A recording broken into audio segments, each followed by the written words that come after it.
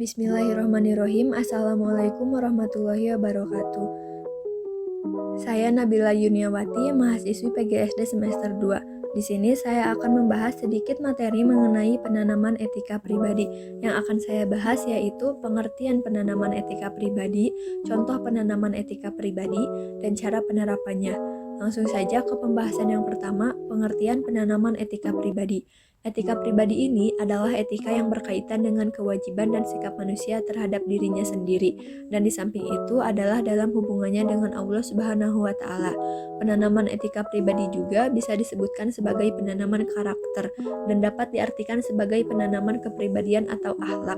Kepribadian merupakan ciri, karakteristik, atau sifat khas dalam diri seseorang. Selanjutnya yaitu contoh penanaman etika pribadi.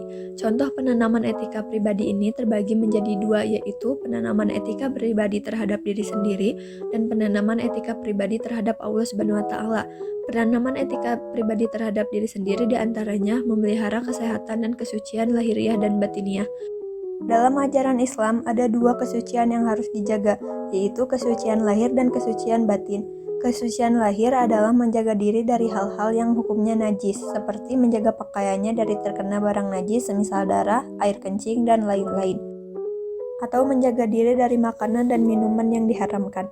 Di antara ajaran Islam adalah kewajiban menjaga kesucian batin dari penyakit hati seperti takabur, riya, ujub, sum'ah, hasud, dan kikir. Selanjutnya itu memelihara kerapihan diri, kamar, tempat tinggal, dan yang lainnya. Yang harus dipahami adalah bahwa penampilan yang indah tentu disukai, bahkan Allah pun disifati dengan keindahan. Hal ini pernah dikatakan oleh Rasulullah. Sesungguhnya Allah itu indah, menyukai keindahan. Hadis riwayat Muslim.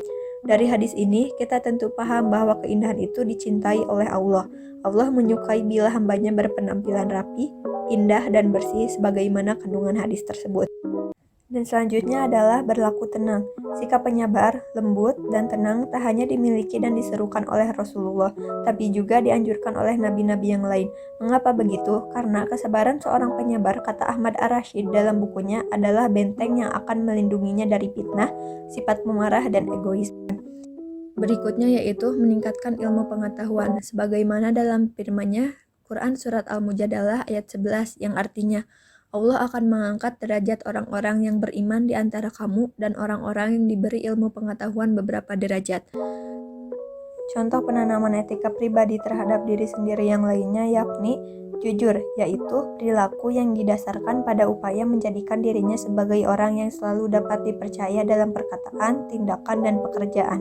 Sebagaimana firman-Nya dalam Quran Surat At-Taubah ayat 119 yang artinya, wahai orang-orang yang beriman, bertakwalah kepada Allah dan bersamalah kamu dengan orang-orang yang benar jujur. Selanjutnya kerja keras, yakni tindakan yang menunjukkan perilaku tertib dan patuh pada berbagai ketentuan dan peraturan. Dan yang terakhir, membina kedisiplinan. Sebenarnya masih banyak penanaman etika pribadi ini terhadap diri sendiri yang tidak bisa disebutkan satu persatu.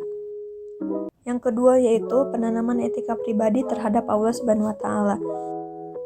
Terbagi menjadi beriman. Beriman itu adalah sikap seorang muslim yang meyakini wujud atau adanya Allah yang Maha Suci.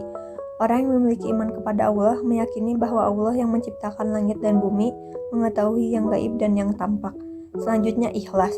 Salah satu sifat yang disukai oleh Allah dari hambanya adalah sifat ikhlas. Sifat ini merupakan sifat di mana seseorang terima dengan kondisi apapun yang telah Allah berikan. Berikutnya yaitu baik sangka. Allah Subhanahu wa Ta'ala mengajarkan kepada hambanya untuk berbaik sangka kepada orang lain atau kepada takdir Allah Subhanahu wa Ta'ala. Dan yang lainnya yaitu tawakal, bersyukur, malu, bertaubat, dan istighfar. Pembahasan yang terakhir yaitu langkah-langkah penanaman etika pribadi. Langkah-langkah penanaman etika pribadi ini dilalui oleh 3 cara, yaitu cara melalui peran keluarga, melalui peran sekolah, dan peran masyarakat.